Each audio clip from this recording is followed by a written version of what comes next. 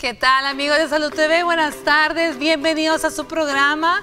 Llegamos al jueves 12 de noviembre con otro tema gracias a Ultra 12 Flex. ¿Y tú? ¿De qué forma manejas el estrés? Yo lo hago con Ultra 12 Flex, energizante y antiestrés. Ultra 12 Flex presenta.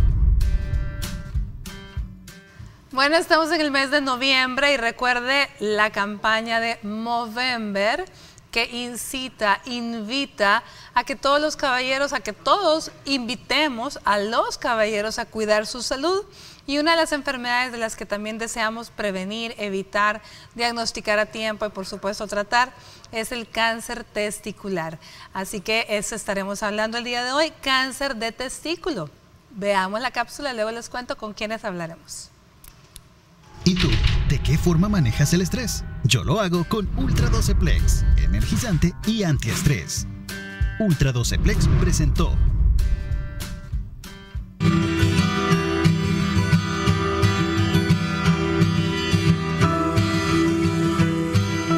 El cáncer testicular es el padecimiento de este tipo más común en hombres jóvenes y de mediana edad. Puede presentarse en una edad avanzada y en pocas ocasiones se da en la juventud. En comparación con otros tipos de cáncer, el de esta categoría es poco frecuente, pero es el que más se registra en hombres de 15 a 35 años. El cáncer testicular se produce cuando las células sanas de un testículo se alteran. Esto sucede cuando las que se encuentran sanas crecen y se dividen de manera ordenada para mantener el funcionamiento normal del cuerpo. Pero a veces algunas de ellas presentan anomalías, lo que hace que este crecimiento se descontrole. Estas células cancerosas se siguen reproduciendo incluso cuando no se necesitan nuevas, provocando que se acumulen y formen una masa en el testículo. Algunos de los signos y síntomas del cáncer testicular incluyen sensación de pesadez en el escroto, dolor sordo en el abdomen o en la ingle, acumulación repentina de líquido en la zona, así como dolor o molestia en la espalda. En el marco del mes de la salud masculina, nuestros especialistas estarán abordando este tema. Por eso lo invitamos a seguir en sintonía de Salud TV.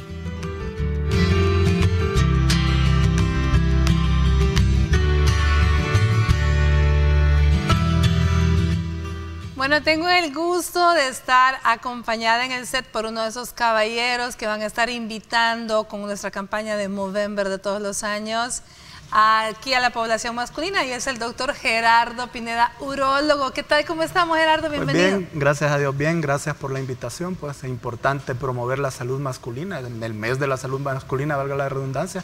Por lo tanto, es muy importante insistir en la salud masculina, que a veces pasa ahí un poco olvidada, pero bien, aquí estamos para aclarar dudas. Sí, este año pues la campaña tuvo que cambiar, ¿verdad? Ya no se pueden lucir los bigotones y las barbas y los mostachos, pero ahí estamos, ahí vamos siempre. Lo importante es comunicar y recordar. El Día Internacional del Hombre es 19, ¿cierto? El 19 de noviembre. 19 de noviembre, así que ya vamos llegando también a ese día. Bueno, nos acompaña vía Skype. Tenemos a nuestra amiga de Salud TV, la doctora Flor Cuellar, cirujano, oncóloga. ¿Qué tal, Florcita? ¿Cómo está? Hola, buenas tardes. ¿Qué tal? ¿Cómo están todos? Pues feliz de acompañarlos vía Skype, pero siempre juntos, pues aquí con el doctor queriendo aclarar dudas sobre un tema que es bastante tabú para los hombres. Vivimos en una sociedad donde hablar de los órganos reproductores es tabú, y sobre todo pues cuando nos encontramos una masa, ya sea una mujer o un hombre, ¿verdad? En el caso del cáncer de mama en las mujeres que acabamos de pasar, y pues en el caso de los hombres muchas veces los llegamos a encontrar en estadios avanzados porque les da pena que se examine esa área. Entonces estamos aquí pues para fomentarlos a educarse un poquito y a consultar a tiempo. Bueno, en definitiva ya no debería estar pasando esto, ya no deberíamos de estar en una sociedad donde todavía encontramos la gente que le da pena consultar, le da pena que le toquen, o le da pena autoexaminarse y tocarse porque no se conocen, ¿cierto, Gerardo? O sea, realmente no, es una pena, valga la redundancia, que esto suceda. Aunque parezca mentira, pero como el cáncer testicular es más común en pacientes jóvenes, es más difícil que el paciente joven asista a un urólogo, o de hecho incluso sepa que una masa, un cuerpo, una chibola, una deformidad, un agrandecimiento del testículo no es normal. Y si a los adultos de por sí les cuesta en nuestro medio, en nuestro país, ir a consultar a un urólogo, hoy imaginémonos a jóvenes en la segunda o cuarta década de la vida, donde el cáncer testicular es más común, hay una mayor renuencia o es más difícil que por sí solos sepan o se animan a ir a consultar, y un retraso en toda enfermedad, mucho más oncológica, puede influir bastante en el pronóstico de ella. Bueno, difícil de escuchar esto, porque generalmente estamos acostumbrados a que dentro de los factores de riesgo de la gran mayoría de patologías oncológicas, pues siempre va la edad de por medio. Y la edad, o sea, estamos hablando de los adultos, pero en el caso del cáncer testicular me llama la atención y quiero que hablemos un poco de estadística, de epidemiología. Las edades es mucho más frecuente en menores. De por sí el cáncer testicular representa el 1% del cáncer en el hombre, o sea, no es una enfermedad, una patología muy común. Sin embargo, es más frecuente en jóvenes entre los 15 y 35 años de edad. Y lo importante de esto es que es una de las enfermedades prevenibles de mejor pronóstico. ¿Qué quiero decir con eso?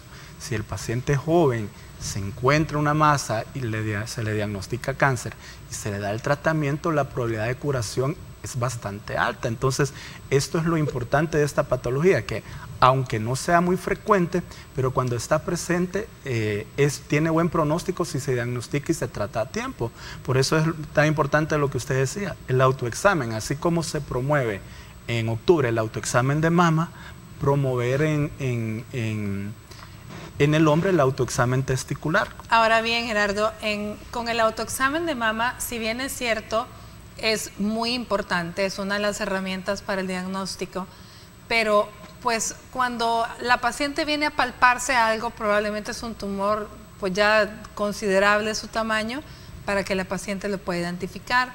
Y en este caso, pues Florcita no me dejará mentir, que ya es grande y el pronóstico cambia. Ahora bien, ¿qué pasa en el caballero en relación al tamaño y el pronóstico, Flor? Ok, lo que pasa es de que entre más grande, y eso es en general para todos los tumores, entre más grande va a ser un tumor, hay más riesgo que comprometa los tejidos cercanos a él, los que están alrededor de él, y que nos dé metástasis, ya sea a través de la sangre o a través de la linfa. Entonces, el cáncer de testículo, realmente nosotros vamos a ir viendo que puedo tener una masa, por ejemplo, de 3 centímetros o de 2 centímetros, pero sí importa el tamaño, pero a medida que va avanzando, lo que más nos va a afectar es qué tanto va a ir comprometiendo las túnicas y todas las capas que lo están envolviendo. Entonces, aclarando algo que vamos a quedar posiblemente a la hora de cuando se tiene que hacer el procedimiento, ¿verdad? Hacer cirugías, es de que el tumor ya afecte el escroto, ¿verdad? Que es lo que puede ver el paciente, significa que es un cáncer bastante avanzado. Entre más grande sea el tumor, hay más riesgo que así como tenemos esa paciente con la masa en el testículo, también va a haber una masa en el abdomen, en el retroperitoneo, que casi siempre está conformado por ganglios, y muchos pacientes en el momento que consultan ya pueden tener metástasis a pulmón. Entonces, algo que sí quiero aclarar, porque pues pueden estar pensando las personas ahorita, ¿y por qué está hablando de metástasis? Y es porque, por lo que nos comentaba el doctor, hay un buen porcentaje de pacientes que en el momento de que consultan ya tienen metástasis. Por lo menos en mi caso he visto más pacientes con metástasis que pacientes sin metástasis, y es porque el paciente se tarda en consultar. Ahora bien, en relación a las metástasis, sí tenemos que mencionar que hace aproximadamente unos 50 a 60 años se morían hasta el 90% de los pacientes, ¿verdad? Pacientes con metástasis. Hoy en día, como mencionaba el doctor, sí hay una alta tasa de curación. Estamos hablando que en estadios tempranos andará entre un 90 y 100% de curación. Aún pacientes con metástasis son candidatos a cirugía, candidatos a radioterapia y a quimioterapia, y con fines curativos. Es una de las pocas enfermedades que, a pesar de ser un cáncer metastásico, uno como médico puede intentar ofrecerle un tratamiento curativo.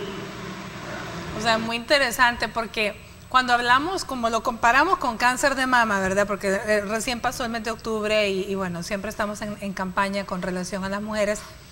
Pero ahí tenemos la ventaja, nosotras las mujeres, que anualmente hay un examen que usted se puede hacer, que es el de la citología. Usted va, la examina a su médico, usted se puede tomar una ultrasonografía, una mamografía con cierto tiempo a partir de tal edad. Pero ¿qué pasa con el cáncer de testículo? No tenemos un tamizaje. No hay un tamizaje. Lo que se hace énfasis en el examen testicular es que el paciente conozca su cuerpo, porque uno de los principales síntomas es agrandamiento o aumento de tamaño. Y el testículo no es un órgano como la mama, que es de mayor tamaño, sino que es un órgano pequeño. Entonces, si el paciente se autoexamina y conoce el volumen, más o menos el volumen de su testículo, y él detecta una deformidad, rápidamente puede ir a consultar donde su urólogo y se le hace una ultrasonografía testicular, que es un estudio barato, rápido y con una eficiencia del casi 100% para diagnosticar la enfermedad. Entonces, eso es como lo que se promueve en el autoexamen testicular, que básicamente el paciente conozca el tamaño, el volumen, consistencia. Si está agrandadito, exactamente, va, se hace la ultra y la ultra es capaz de diagnosticarlo por muy temprano, ¿sí? Exactamente. Entonces, porque los cambios son, porque es un órgano pequeño relativamente. Exacto, entonces es más fácil detectar cualquier anormalidad. Y también esto se promueve la mayoría de veces que los hombres consultan por orquiepididimitis a repetición o inflamación del testículo de epidídimo. Muchas veces va a consultar y no se deja de costumbre o de manera rutinaria una ultrasonografía. Y hay estadísticas que demuestran que de 10 a 20% del cáncer de testículo debuta con una orquiepididimitis. 20%. Con una orquiepididimitis. Sí, así es. Bueno, vamos a ir a una pausa y al regresar vamos a aclarar estos términos que se nos traen hasta la lengua para poderlos mencionar. Pero ya volvemos.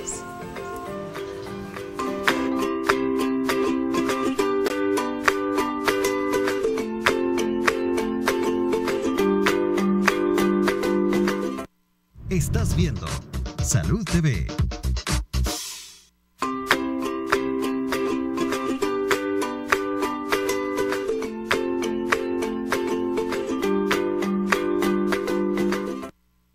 Gracias por continuar con nosotros. Este día estamos aprendiendo con nuestros invitados del cáncer testicular.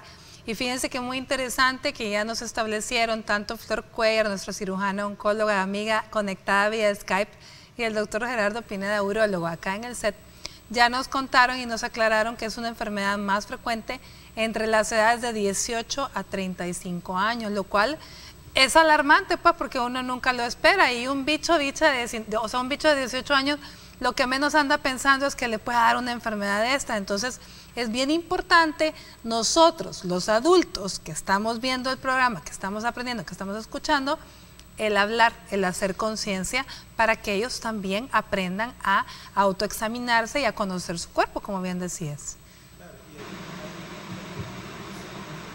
Frecuentes en pacientes jóvenes y en pacientes de edad reproductiva también hay ciertos tipos de variante de cáncer testicular que es también común en pacientes mayores de 60 años. Entonces, no es que sea una enfermedad excluyente, sino que estadísticamente es más común en pacientes en edad reproductiva. Y insisto, esto es lo importante de diagnosticarlo temprano para darle un adecuado tratamiento y una tasa de curabilidad bastante alta. Ok, antes de irnos a pausa, mencionó que el 20% debutaban con orquiepididimitis. ¿Lo dije bien? Exacto. Sí. ¿Qué es esto?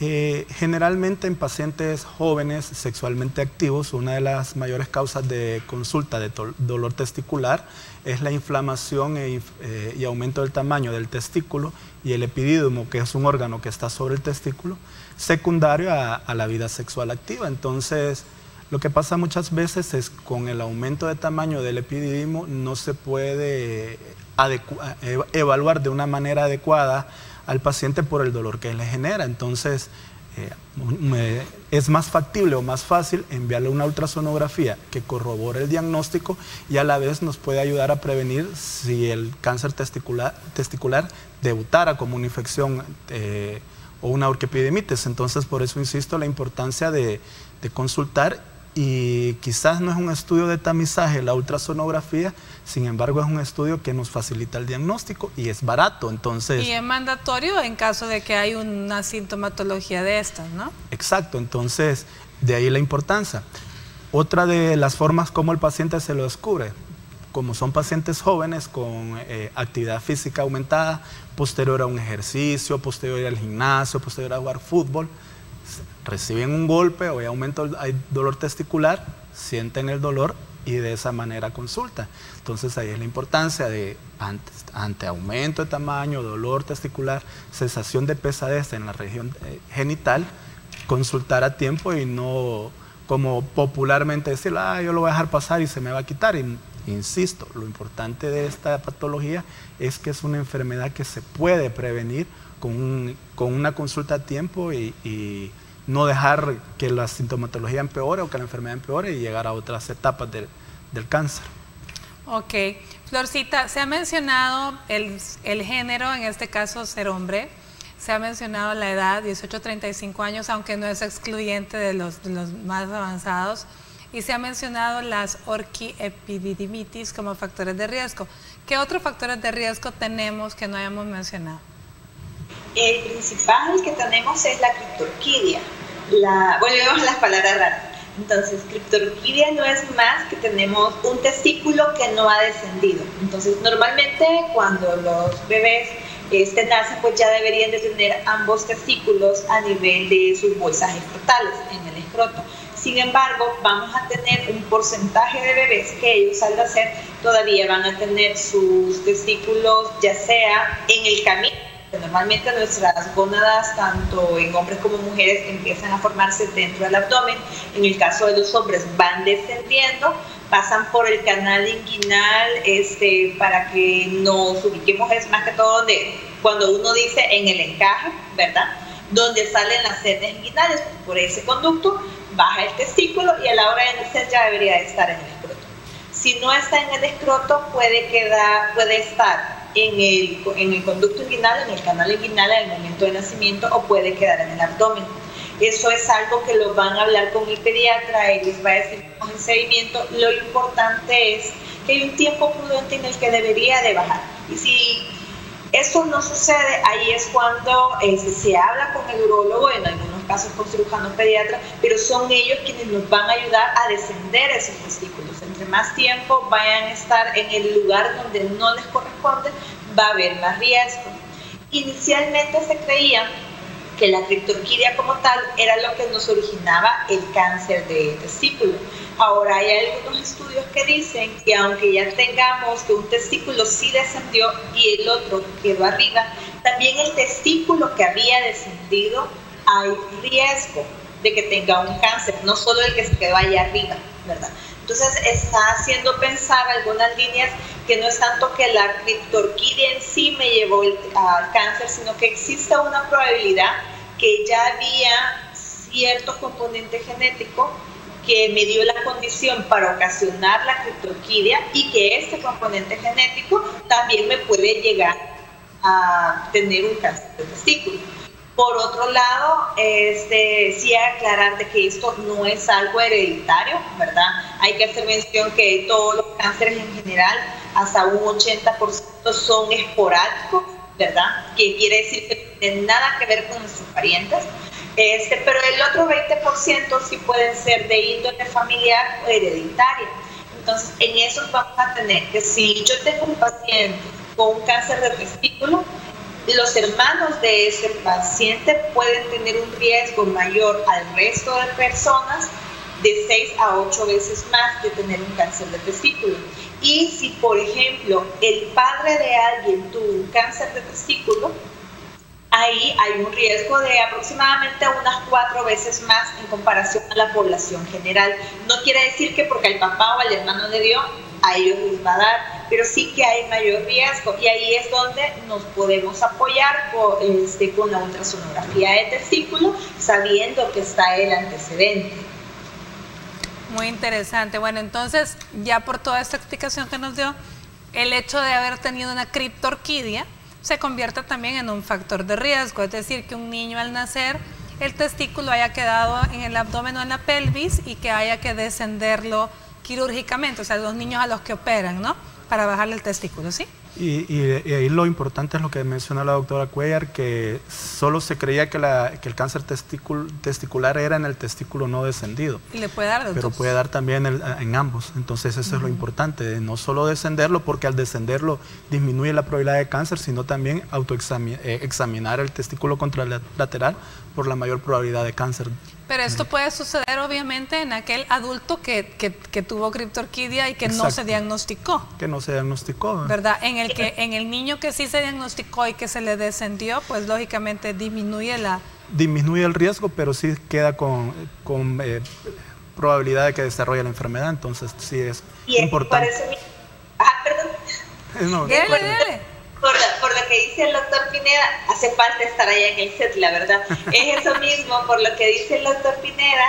Y, por ejemplo, es cierto que no hay un tamizaje a nivel internacional reconocido, pero si alguien como padre sabe que su hijo tuvo criptorquidia, perfectamente al cumplir 14 o 15 años se puede poner en control con un urólogo para que le enseñe a explorarse, por lo mismo que comentaba el doctor, que aunque se desciendan, el riesgo siempre está. Entonces sería una población que se pudiese beneficiar de un control normal y pudiésemos captar pacientes antes de que se compliquen o lleguen a metástasis.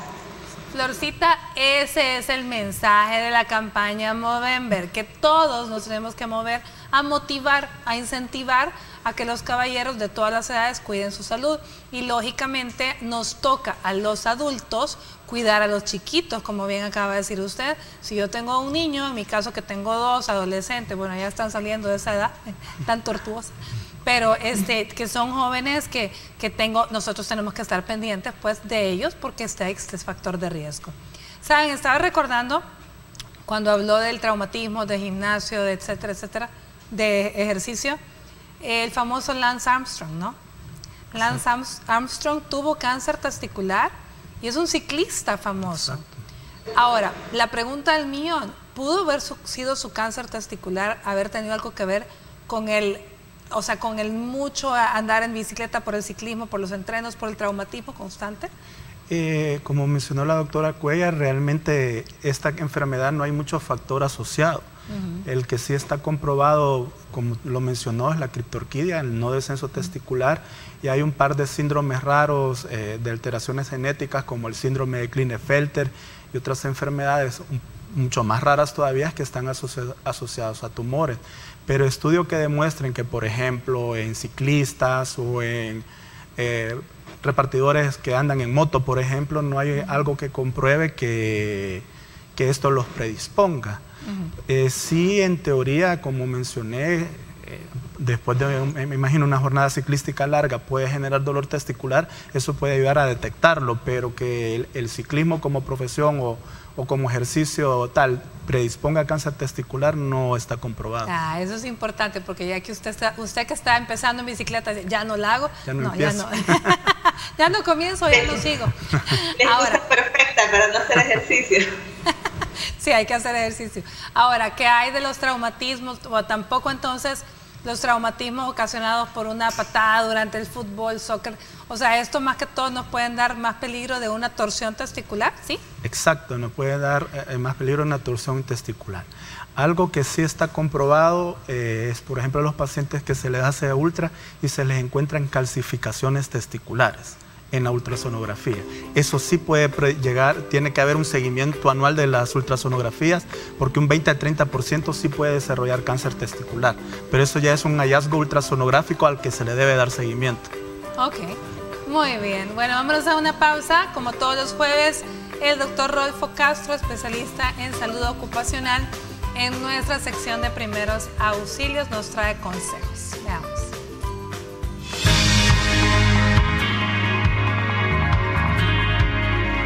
Hola amigos de Salud TV, ¿cómo están?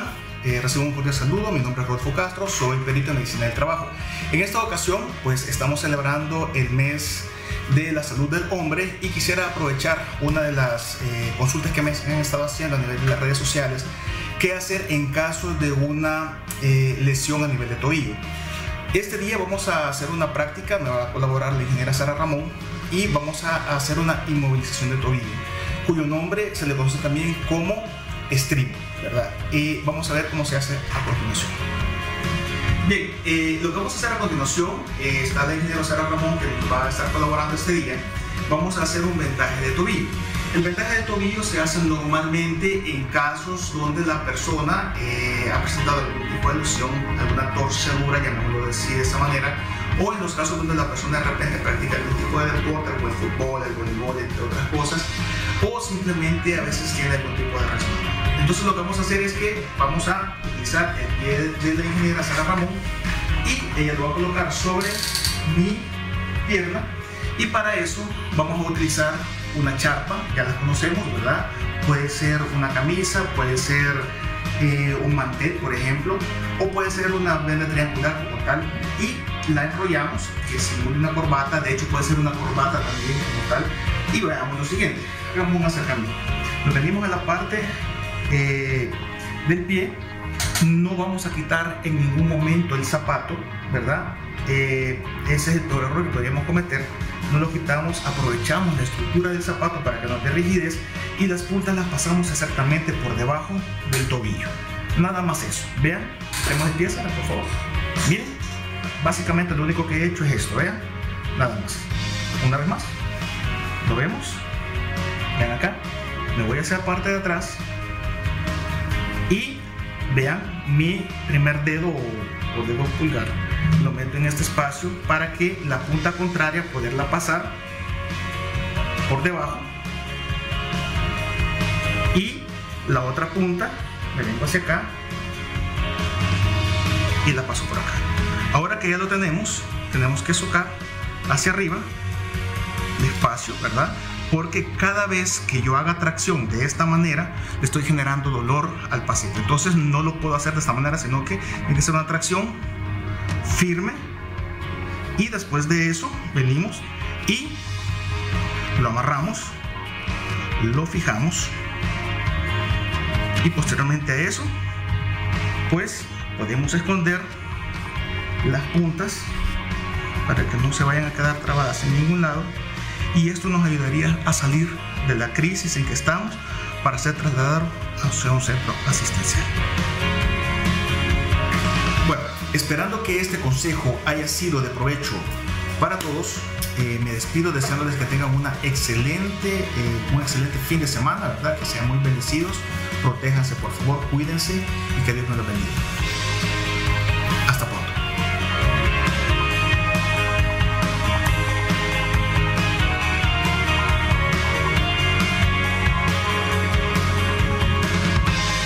Estás viendo Salud TV.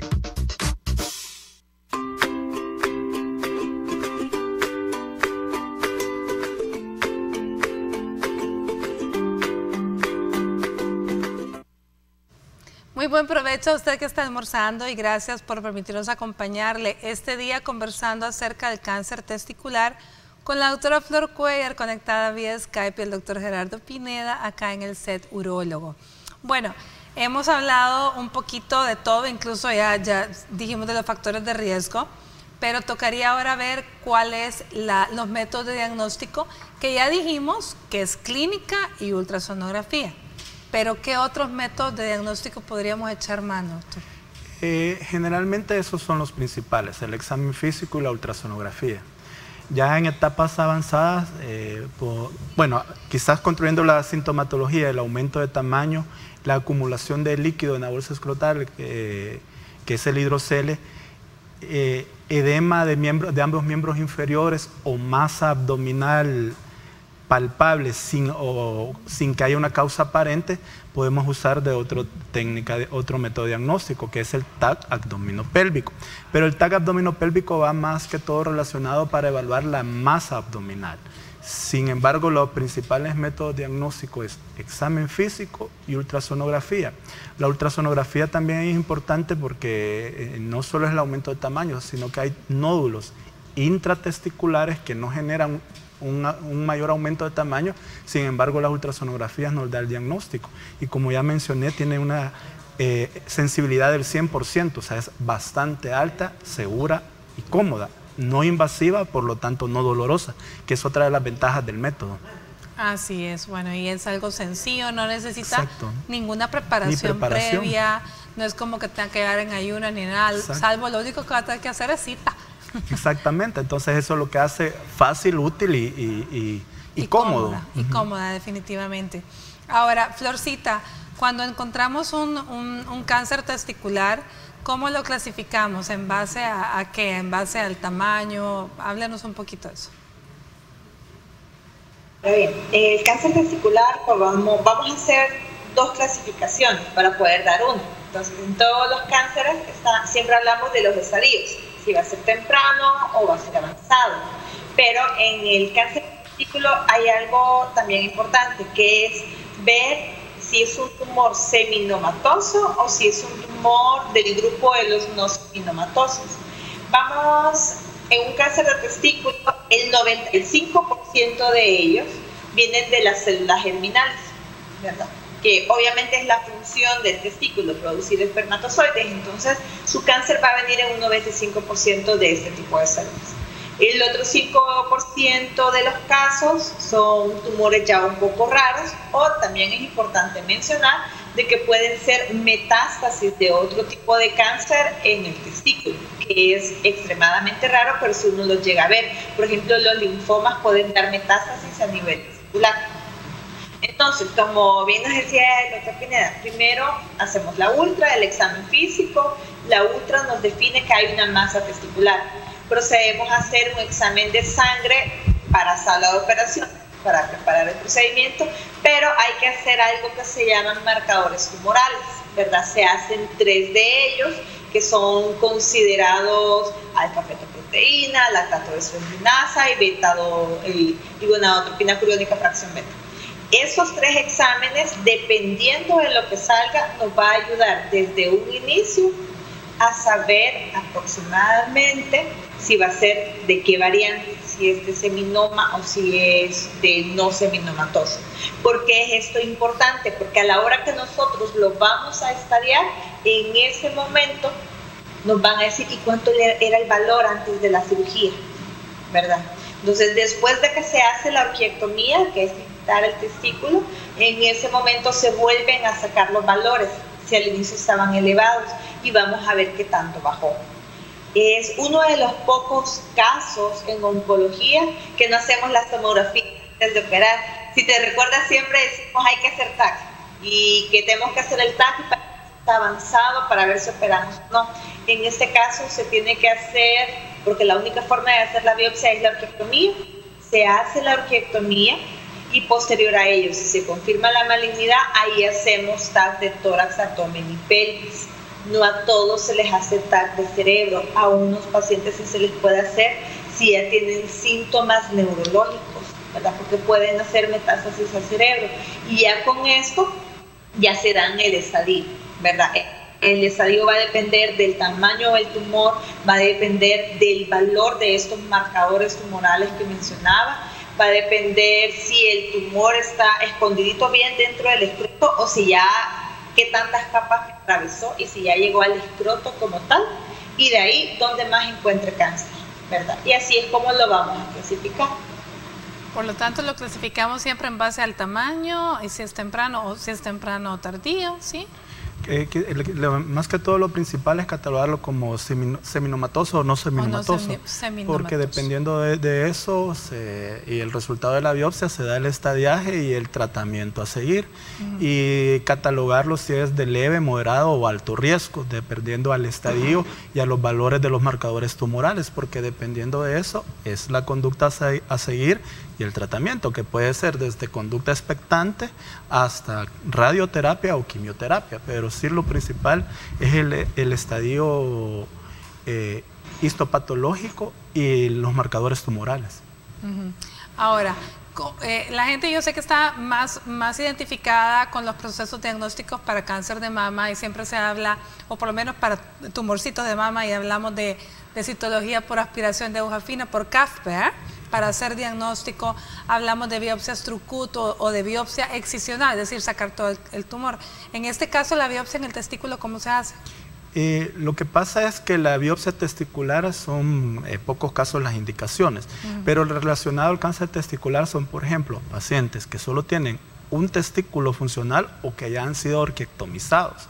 Entonces, estos pacientes sí son candidatos a biopsia, porque si quitamos ambos testículos, básicamente lo dejamos sin función testicular, por lo tanto no va a haber producción de testosterona. Entonces, la biopsia se puede hacer a cielo abierto, es decir, en sala de operaciones o por aguja Strucut, pero son en casos específicos.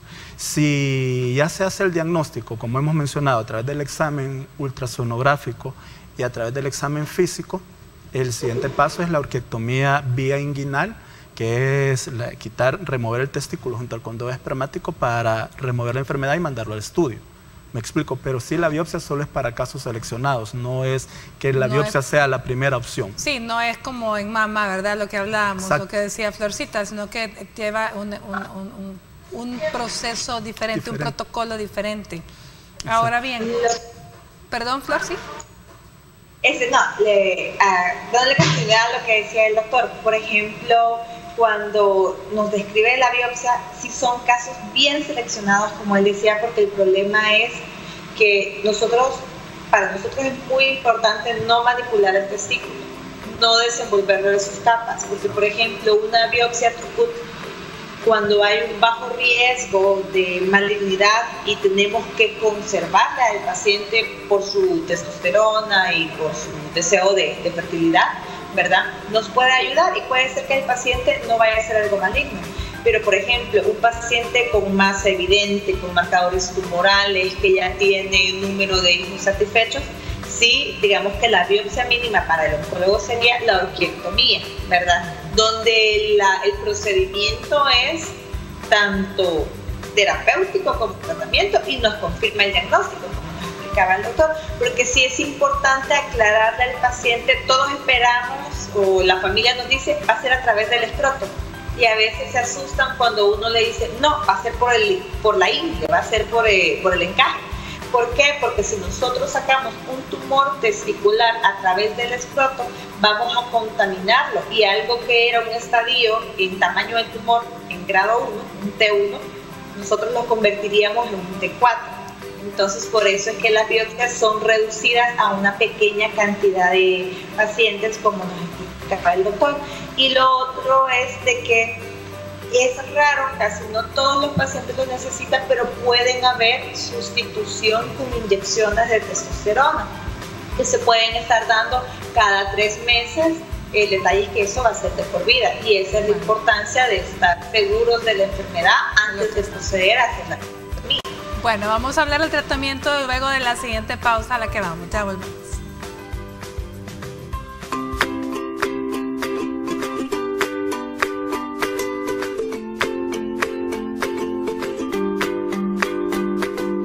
Estás viendo Salud TV.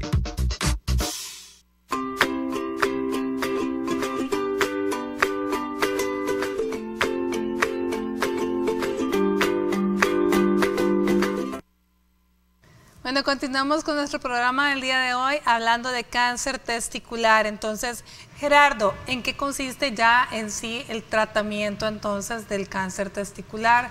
¿Se quita el testículo, se quita solo el tumor, se quitan ambos, se da quimio, se da radio? A ver, aquí lo importante es, una vez ya diagnosticado, el procedimiento de entrada es la orquiectomía radical vía inguinal, como ya mencionó la doctora, para evitar la migración, la teoría de la migración celular a través de los vasos inguinales cuando uno manipula el testículo propiamente. Entonces, por eso es que el abordaje no es a través del escroto, sino vía inguinal, para evitar la diseminación de este a través de los vasos sanguíneos. Posteriormente los catalogamos, como ya mencionó la doctora, en los más comunes seminomatosos y no seminomatosos. Tenemos que tener los marcadores tumorales previos. ¿Por qué? porque en base a todo esto vamos a catalogar el riesgo del paciente, el estadio del paciente y así valorar el tratamiento. Ya sea para el tratamiento de los tumores seminomatosos y no seminomatosos es diferente. Los seminomatosos en estadio 1, que son los pacientes con cáncer de testicular confinado al testículo, se puede dar observación o radioterapia, incluso quimioterapia, ya que estos son, pero se prefiere la radioterapia porque los seminomatosos son radiosensibles. En estadio 2, que ya involucra metástasis a órganos linfáticos, este sí ya requiere radioterapia o quimioterapia. Y en estadio 3, que es enfermedad metastásica, sí propiamente quimioterapia. En los no seminomatosos, aquí sí hay un poco de controversia, porque el estadio 1, que solo está confinado al testículo, sí se mencionaba que se podía dar solo seguimiento. Sin embargo, la literatura menciona que es mejor quimioterapia en cualquier estadio. Y hay incluso un tipo de pacientes que no tienden a bajar o a normalizar los marcadores tumorales. Esos pacientes que son con marcadores tumorales persistentemente altos, se le pueden dar incluso 3 o 4 ciclos de quimioterapia porque el marcador tumoral significa que puede haber un foco de tumoración metastásico. Por lo tanto, van a necesitar 3 o 4 ciclos de quimioterapia para reducir la enfermedad metastásica. Bueno, entonces estamos hablando de que sí puede haber quimioterapia, sí va a haber cirugía en el momento en el que sea. Exacto. Y solo está indicado quitar el que tiene el testículo, el que tiene cáncer. El que no tiene cáncer no se toca. No se toca, pero sí se le da seguimiento, porque quizás un factor de riesgo que se nos pasó por alto es paciente que ha tenido cáncer de testículo, porque hay un 20 a 30% de cáncer de testículo contralateral y que puede ser no sincrónico, es decir, no al momento, sino encontrado años después. Años después. Bueno, entonces ahí está ese otro factor de riesgo bastante importante. Ahora, ¿qué hay, dependiendo de la edad, como estamos hablando que esto se da en pacientes en edad fértil? Si solo es un testículo, pues lógicamente tenemos el otro. ¿Qué tanto? O sea, nosotros en ginecología le decimos a la paciente, no hombre, los ovarios son agradecidos. Con un pedacito de ovario que tengamos, te puede tener cualquier cantidad de hijos.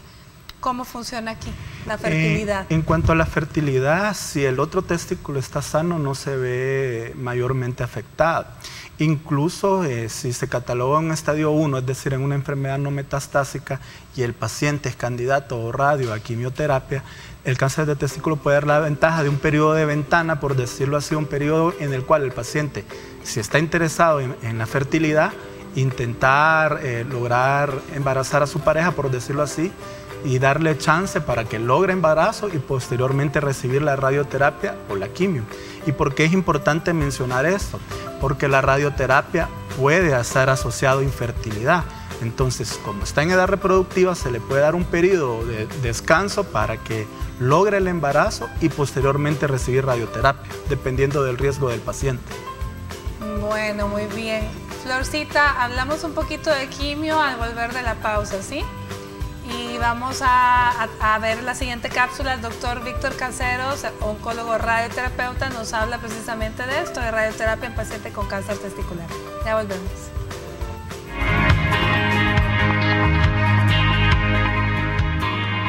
¿Qué tal, amigos? Buenos días. Les deseo que estén tomando sus alimentos acompañados de su familia.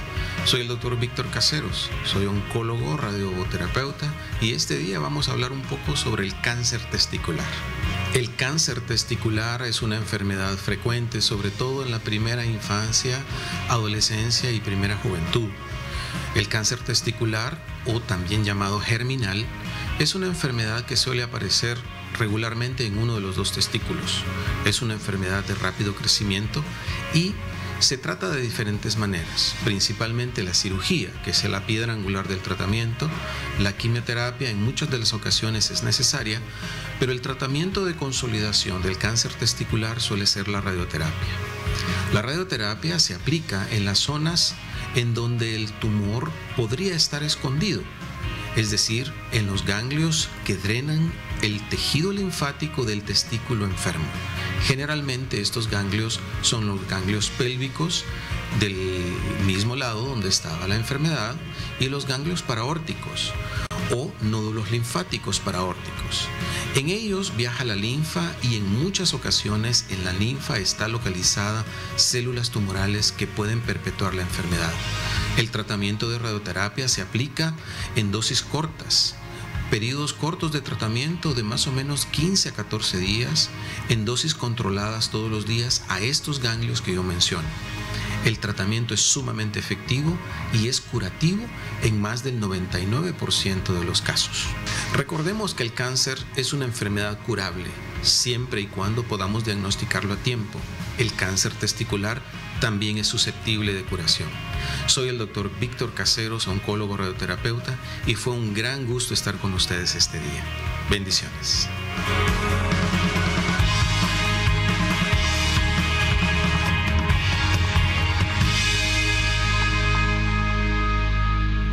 Estás viendo Salud TV.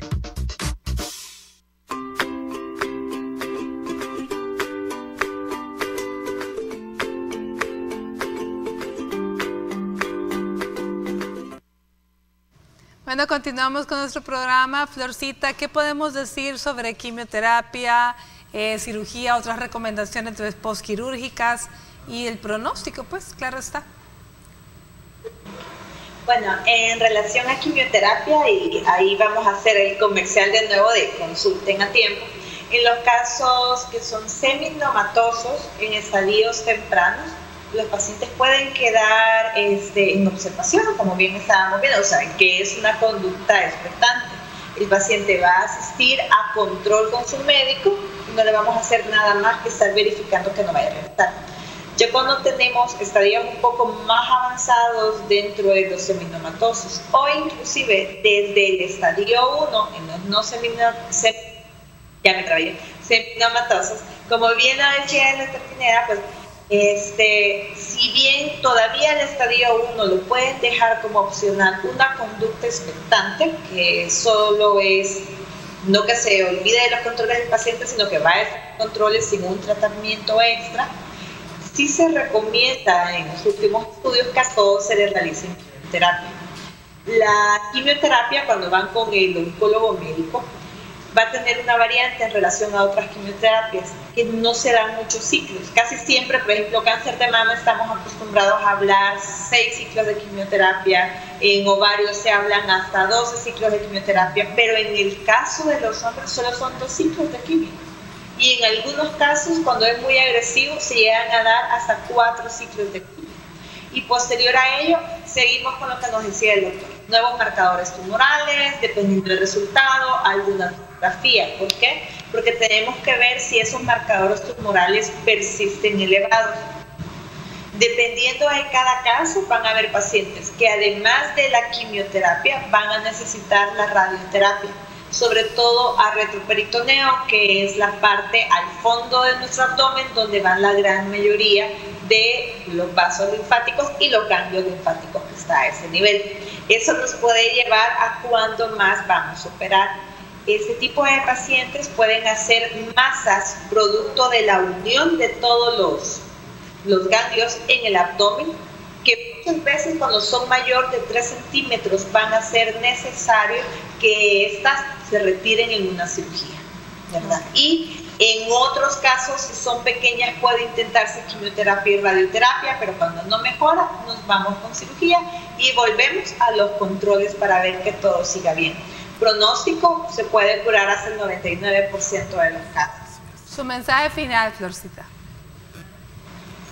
Que no tengan miedo de consultar, que pueden tener con toda confianza asistir con su urólogo, con su médico de cabecera, con su oncólogo. Es algo que se detecta a tiempo, se va a curar, igual con metástasis, pero va a ser un procedimiento más difícil. Entonces tenemos que cuidarnos y consultar a tiempo.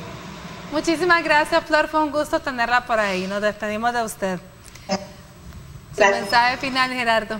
Básicamente lo mismo, quitarse el miedo y autoexaminarse y consultar a tiempo, que una por pena puede prevenir una enfermedad curable y no vale la pena, valga la redundancia, ser tímido en este caso. Así es. Bueno, muchísimas gracias, doctor Gerardo, de verdad, por habernos acompañado.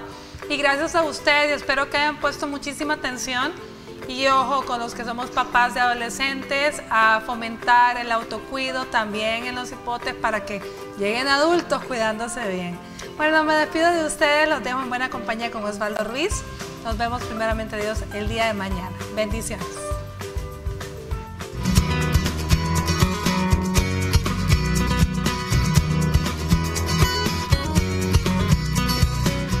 Para reducir al máximo el riesgo de desarrollar cáncer testicular, se deben seguir algunas recomendaciones como las que te mencionamos a continuación. Hazte el autoexamen. Esta es una de las claves para la detección temprana. Comienza palpando los testículos para detectar hinchazón o dolor provocado por el tacto. Presta mucha atención a los síntomas. Si crees tener alguno, anótalo y lleva un registro. Las señales más frecuentes de este cáncer incluyen dolor en la zona abdominal y acumulación de líquido en la zona testicular. Consulta si los síntomas persisten. Además de mantenerte en constante control médico, es importante asistir con un especialista cuando las molestias perduran por más de 2 semanas.